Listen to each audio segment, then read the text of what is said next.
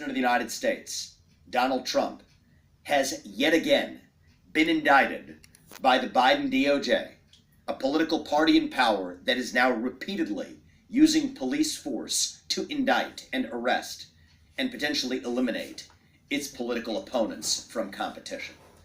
This is a politicized prosecution. It is a political persecution through prosecution, now in a third indictment just in a matter of months, against the person who is still at present the lead contender in the Republican primary for U.S. president.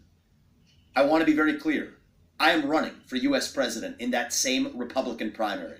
It would be easier for me if Donald Trump were eliminated from competition. That's not how I want to win. This is not about politics to me.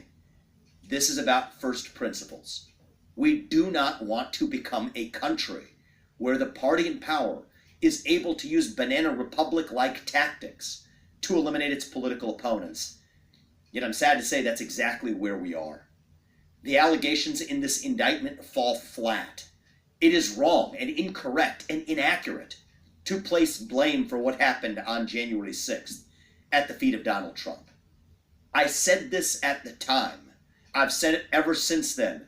I continue to say it today. I would not have made the same judgments that Donald Trump did in how he handled that day. But that's different from saying that he committed a crime. He did not.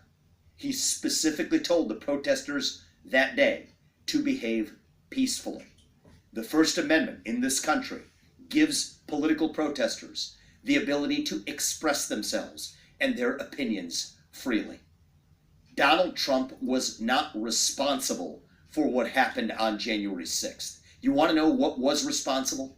I said this in the days after January 6, 2021, just as I say it today. Systematic, pervasive censorship in this country. That was after a year where we had told people across this nation that you had to stay locked down in your house, in your basement, and shut up, sit down, do as you're told. If you question that, you're racist, you're anti-science, your social media accounts were silenced. You had to stay home and locked down unless you were part of BLM or Antifa, in which case it was perfectly fine to roam the streets of this country and burn many of them down. That was the double standard that then applied and said that if you said the virus originated in a lab in Wuhan, you were again a racist and had your internet accounts shut down. You were then told you had an election where you could express yourself to put the right person in charge of fixing these problems, and instead, your accounts were suppressed if you sent a mere message saying that the Hunter Biden laptop story from the New York Post was real. You had your accounts locked. Even the New York Post had its own account locked. And if you repeatedly then tell people they cannot speak, that is when they scream. If you repeatedly tell people they cannot scream, that is when they tear things down.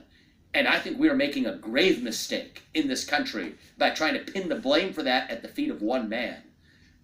If we refuse to learn our mistakes from our mistakes in the past, we are doomed to suffer an even worse fate in the future.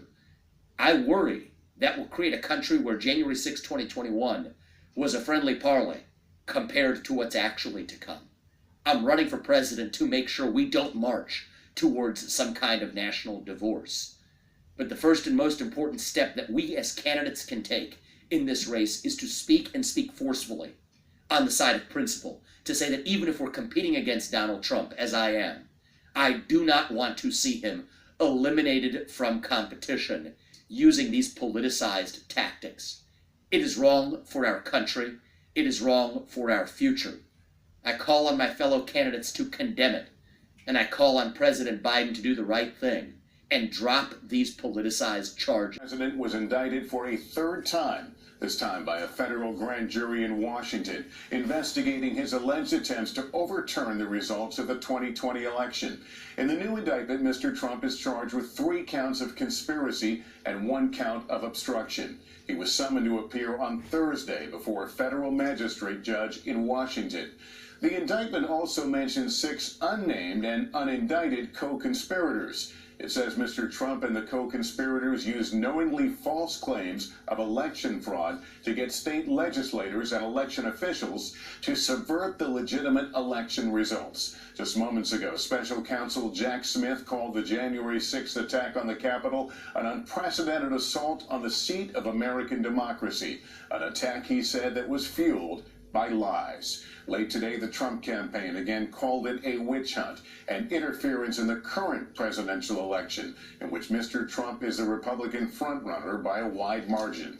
We have it all covered tonight, starting with senior legal correspondent Laura Jarrett.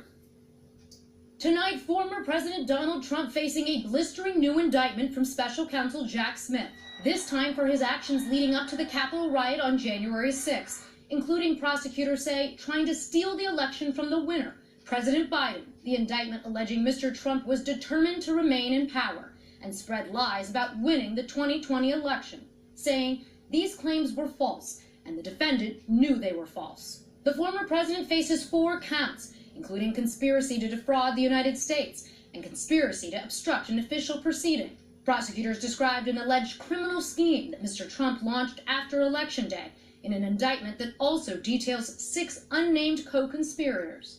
Prosecutors did not charge Mr. Trump with inciting the January 6th riot,